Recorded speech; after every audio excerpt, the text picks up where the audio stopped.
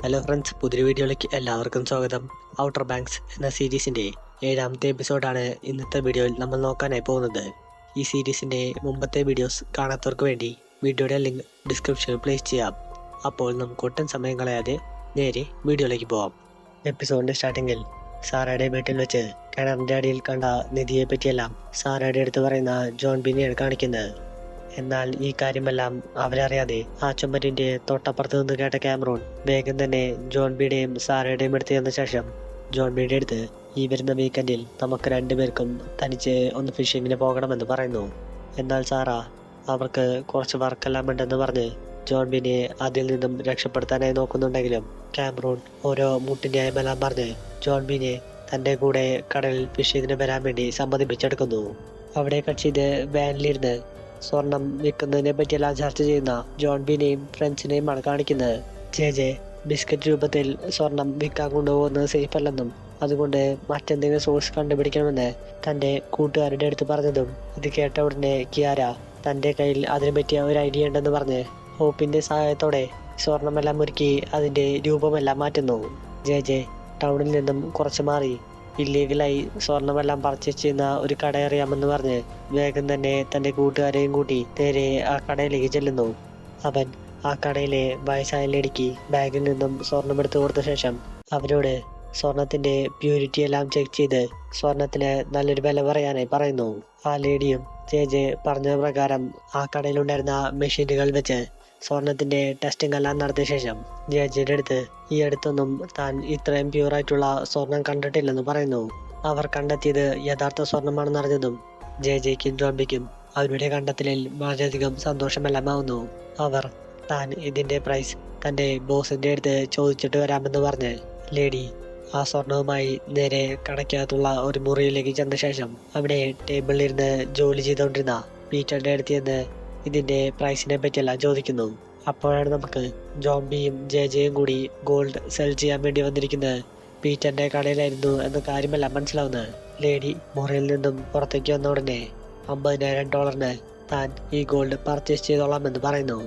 എന്നാൽ ബുദ്ധിശാലിയായിട്ടുള്ള ജെ ആവട്ടെ കുറച്ചു നേരം ആ ലേഡിയുമൊത്ത് ബാർഗെയിൻ ചെയ്ത ശേഷം $75,000 ആ ഗോൾഡ് സെൽ ചെയ്യാനായി തീരുമാനിക്കുന്നു.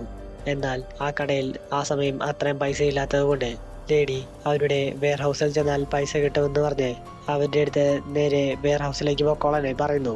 അങ്ങനെ എല്ലാവരും വാനിൽ വെയർ ഹൗസിലേക്ക് പോകുന്ന സമയം മെയിൻ റോഡിൽ നിന്നെല്ലാം മാറി കാട് പിടിച്ചെടുക്കുന്ന ഒരു ഉൾവഴിയിലേക്ക് എത്തിയതും പോലീസ് വണ്ടിയുടെ സൈറൻ കേട്ട ഉടനെ ജോൺ ബി വാൻ സൈഡിലേക്ക് ഒതുക്കുന്നു.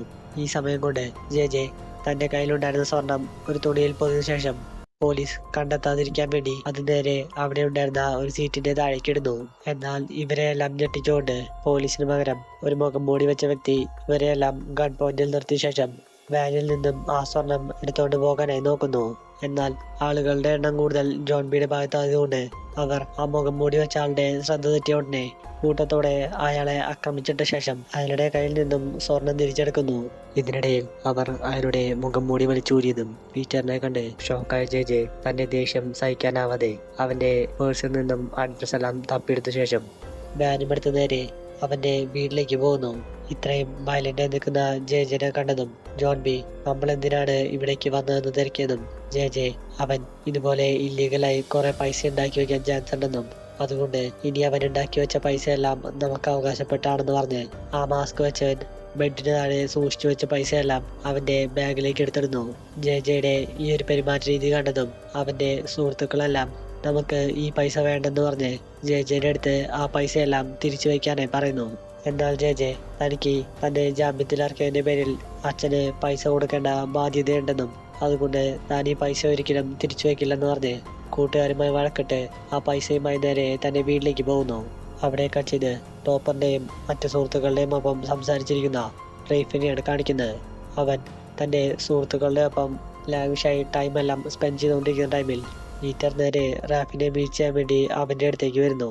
പീറ്റർ അവിടുത്തെ ഇല്ലീഗൽ ബിസിനസ് എല്ലാം നടത്തുന്ന ഒരു വ്യക്തിയാണെന്ന് അവിടെയുള്ള ഭൂരിഭാഗം പേർക്കും അറിയാവുന്നതുകൊണ്ട് റാഫ് പീറ്ററിനെ കണ്ടതും വേഗം തന്നെ അവന്റെ അടുത്ത് നീ എന്തിനാണ് ഇപ്പോൾ തന്നെ മീറ്റ് ചെയ്യാൻ വന്നതെന്ന് ചോദിക്കുന്നു. പീറ്റർ ദേഷ്യപ്പെട്ടുകൊണ്ട് നിന്റെ സഹോദരിയും അവളുടെ കൂട്ടുകാരും ചേർന്ന് തന്റെ പൈസ എല്ലാം അടിച്ചോണ്ട് പോയെന്ന് പറഞ്ഞ് റാഫിന്റെ അടുത്ത് എത്രയും പെട്ടെന്ന് തന്റെ പൈസ തിരിച്ചു തരാനായി പറയുന്നു. ഇത് കേട്ടതും റാഫിന് ആദ്യമൊന്നും മനസ്സിലാവുന്നില്ലെങ്കിലും പീറ്റർ കാര്യങ്ങളെല്ലാം വിശദീകരിച്ചതോടെ റാഫിന് നടന്ന സംഭവങ്ങളെ പറ്റിയുള്ള ഒരു ഐഡിയ എല്ലാം വരുന്നു. പൈസ നഷ്ടപ്പെട്ട ദേഷ്യത്തിൽ കലിതുള്ളി നിൽക്കുന്ന പീറ്റർ റാഫിനെ അടുത്തേക്ക് വിളിച്ച ശേഷം, നീ എത്രയും പെട്ടെന്ന് പൈസ തന്നില്ലെങ്കിൽ ഈ നാട്ടിലുള്ള എല്ലാ വീട്ടിലും താൻ നിന്റെ അനീതി ഒരു കല്യാണെന്ന കാര്യം നടന്നു പറയുമെന്ന് പറഞ്ഞ് റാഫിന് നേരെ ഒരു ഭീഷണിയെല്ലാം മുഴക്കി അവിടെ നിന്നും പോകുന്നു. അവിടെ ചെയ്ത് വീട്ടിൽ ആ റെഡ് ഫീൽഡ് എന്നെഴുതിയ കോമ്പസ് എല്ലാം നോക്കിയിരിക്കുന്ന ട്രാമറോണ്ടിയാണ് കാണിക്കുന്നത്. അയാൾ കുറെ അധികം ചിന്തിച്ച് തലപകഞ്ഞിരിക്കുന്ന സമയം അയാളുടെ വൈഫ് റിയൽ എസ്റ്റേറ്റ് പ്രോപ്പർട്ടി എല്ലാം സെൽ ചെയ്യാനുണ്ടെന്ന് പറഞ്ഞ് ഒരു പ്രൊഫഷണറുമായി നേരെ ക്യാമറോന്റെ അടുത്തേക്ക് വരുന്നു.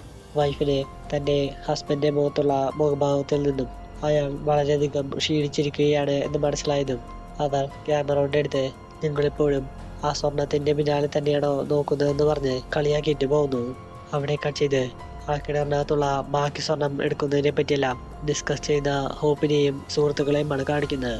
ഹോപ്പ് സ്വർണം എടുക്കാനുള്ള പ്ലാൻ എല്ലാം എക്സ്പ്ലെയിൻ ചെയ്ത ശേഷം നമുക്ക് നാളെ തന്നെ ആ സ്വർണം എടുക്കാനായി അവിടേക്ക് പോകാമെന്ന് ജോൺബിയുടെ അടുത്ത് പറയുന്നു.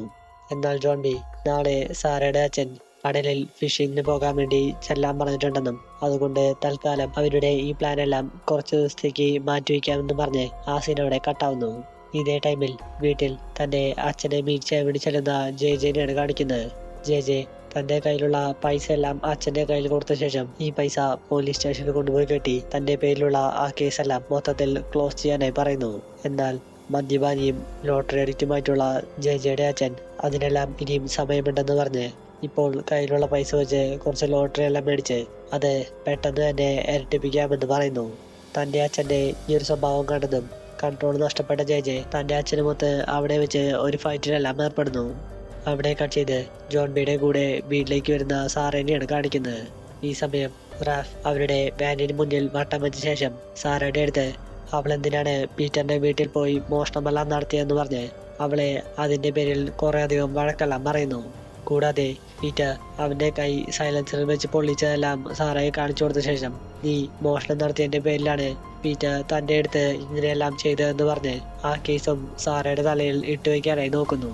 റാഫ് ഇത്രയൊക്കെ പറഞ്ഞിട്ടും സാറേ ആവട്ടെ അവനെ ഒട്ടും തന്നെ മൈൻഡാക്കാതെ നിൽക്കുന്നത് കണ്ട് ഇതിൽ ദേഷ്യം വന്ന റാഫ് വേഗം തന്നെ ബൈക്കുമെടുത്ത് അവിടെ നിന്നും പോകുന്നു. സാറയുടെ ഈ ഒരു ആറ്റിറ്റ്യൂഡ് വളരെയധികം ഇഷ്ടപ്പെട്ട ജോൺബി അവന്റെ അച്ഛൻ അവനെ കുഞ്ഞുനാളിൽ കൂട്ടിക്കൊണ്ടു പോകാറുള്ള കാടിനകത്തുള്ള ഒരു പഴയ ചർച്ചിലേക്ക് കൂട്ടിക്കൊണ്ടുപോയ ശേഷം സാറയ്ക്ക് അവന്റെ കുട്ടിക്കാലത്തെ സ്റ്റോറീസും കൂടാതെ ചർച്ചിന് മുകളിലുള്ള വ്യൂ പോയിന്റിലേക്ക് കൂട്ടിക്കൊണ്ടുപോകുന്നതും കാണിച്ച് ആ സീൻ അവിടെ കട്ടാവുന്നു. ഹോപ്പ് അന്ന് രാത്രി കിയാരേനെയും കൂട്ടി അവർ സ്ഥിരം മീറ്റ് ചെയ്യാറുള്ള സ്ഥലത്തേക്ക് പോയതും പെട്ടെന്ന് ഇരുണ്ട് കിടന്നിരുന്ന ആ സ്ഥലത്തെല്ലാം ജെ കുറെ അധികം ബൾബുകളെല്ലാം കത്തിച്ച് അവിടെ ഉണ്ടായിരുന്ന ഒരു ടബിൽ മദ്യപിച്ചോണ്ട് കിടക്കുന്നത് കണ്ട് കിയാരയും ഹോപ്പും പോലീസ് സ്റ്റേഷനിൽ അടയ്ക്കേണ്ട പൈസയെല്ലാം ഇങ്ങനെ ചെലവാക്കിയതിന്റെ പേരിൽ അവനെ കുറെ അധികം വഴക്കെല്ലാം പറയുന്നു. എന്നാൽ ജെ തന്റെ അച്ഛനിൽ നിന്നും കിട്ടിയ മർദ്ദനത്തിന്റെ പാടെല്ലാം അവർക്ക് കാണിച്ചു കൊടുത്തതും കിയാരയ്ക്കും ഹോപ്പിനും ഇത് വളരെയധികം വിഷമമെല്ലാം ഉണ്ടാക്കുന്നു. അവൻ തന്റെ നിവർത്തികേട് കൊണ്ടാണ് താൻ ഇങ്ങനെയെല്ലാം ചെയ്തതെന്ന് പറഞ്ഞ് പൊട്ടിക്കരഞ്ഞതും ഹോപ്പും കിയാരയും വേഗം തന്നെ അവനെ ചേർത്ത് പിടിച്ചുകൊണ്ട് ജെനെ അവിടെ വെച്ച് ആശ്വസിപ്പിക്കാനായി നോക്കുന്നു. അവിടെ ചെയ്ത് ക്യാമറോന്റെ കൂടെ കടലിൽ ഫിഷിങ്ങിന് പോകുന്ന ജോൺബിനെയാണ് കാണിക്കുന്നത്. അവർ നടുകടലിൽ വെച്ച് ബോട്ടിന്റെ നങ്കൂരമെല്ലാം ഇട്ടതും ക്യാമറോൺ താൻ വീട്ടിൽ നിന്നും എടുത്തുകൊണ്ട് വന്ന മദ്യക്കുപ്പിയിൽ നിന്നും ജോൺബിക്ക് ഒരു പെഗെല്ലാം ഒഴിച്ചു കൊടുത്തതും ജോൺബി തനിക്ക് 16 വയസ്സ് മാത്രം പ്രായമുള്ളൂ എന്ന് പറഞ്ഞ് ആദ്യം വേണ്ടെന്നെല്ലാം വെക്കുന്നുണ്ടെങ്കിലും ക്യാമറോൺ ഇതൊന്നും ആരും അറിയാൻ പോകുന്നില്ലെന്ന് പറഞ്ഞ് ജോൺബിയെ നിർബന്ധപൂർവ്വം ആ പെഗെല്ലാം കുടിപ്പിക്കുന്നു. അങ്ങനെ കുറച്ച് സമയം കഴിഞ്ഞതും രണ്ടുപേരും കടലിലെല്ലാം നോക്കിക്കൊണ്ട് നിൽക്കുന്ന സമയം ക്യാമറോൺ ജോൺബിയുടെ അടുത്ത് നീ ആ സ്വർണം കണ്ടെത്തിയ കാര്യമെല്ലാം താൻ അറിഞ്ഞിട്ടുണ്ടെന്നും താൻ വേണമെങ്കിൽ ആ സ്വർണമെല്ലാം നല്ല പ്രൈസിന് വിറ്റ് നൽകാമെന്ന് പറഞ്ഞ് ജോൺബിയുടെ മുന്നിലേക്ക് ഒരു ഓഫറെല്ലാം വെക്കുന്നു. ജോൺബി ആദ്യം ഇത് കേട്ട് ഒന്ന് ഷോക്കാവുന്നുണ്ടെങ്കിലും അവൻ ക്യാമറോന്റെ അടുത്ത് നിങ്ങൾ പറയുന്നതൊന്നും എനിക്ക് മനസ്സിലാവുന്നില്ലെന്ന് പറഞ്ഞ് വേഗം തന്നെ ആ വിഷയമെല്ലാം മാറ്റാൻ നോക്കുന്നു. എന്നാൽ ക്യാമറോൺ വീണ്ടും ആ സ്വർണത്തെ പറ്റിയും റെഡ് ഫീൽഡിനെ പറ്റിയെല്ലാം സംസാരിച്ചതും റെഡ് ഫീൽഡ് എന്ന വാക്ക് കേട്ട ഉടനെ ജോൺബി ക്യാമറോന്റെ അടുത്ത് റെഡ് ഫീൽഡ് എന്ന വാക്ക് തന്റെ അച്ഛന്റെ കോമ്പോസ്റ്റിലല്ലാതെ ഈ ട്രഷറുമായി ബന്ധപ്പെട്ട് കൊടുക്കുന്ന മറ്റെവിടെയും മെൻഷൻ ചെയ്യാത്ത കാര്യമാണെന്ന് പറഞ്ഞതും ക്യാമറോണ് താൻ റെഡ്ഫീൽഡിനെ പറ്റി പറഞ്ഞത് അബദ്ധമായെന്ന് മനസ്സിലാവുന്നു.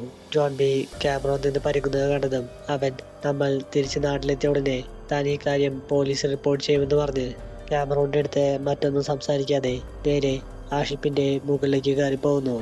ക്യാമറോണ് ജോൺ ബി ഈ കാര്യം പോലീസിൽ പറഞ്ഞാൽ താൻ ചിലപ്പോൾ ഈ മാൻ മിസ്സിംഗ് കേസിൽ പെട്ടുപോകാൻ വേണ്ടി സാധ്യതയുണ്ട് എന്ന് മനസ്സിലായതും അയാൾ അവിടെ ഉണ്ടായിരുന്ന ഒരു ഹുക്ക് എടുത്തുകൊണ്ട് ജോൺ ബിനെ കൊല്ലാൻ വേണ്ടി പ്ലാൻ ചെയ്തത് കാണിച്ച് ഈ എപ്പിസോഡ് ഇവിടെ വെച്ച് അവസാനിക്കുന്നു.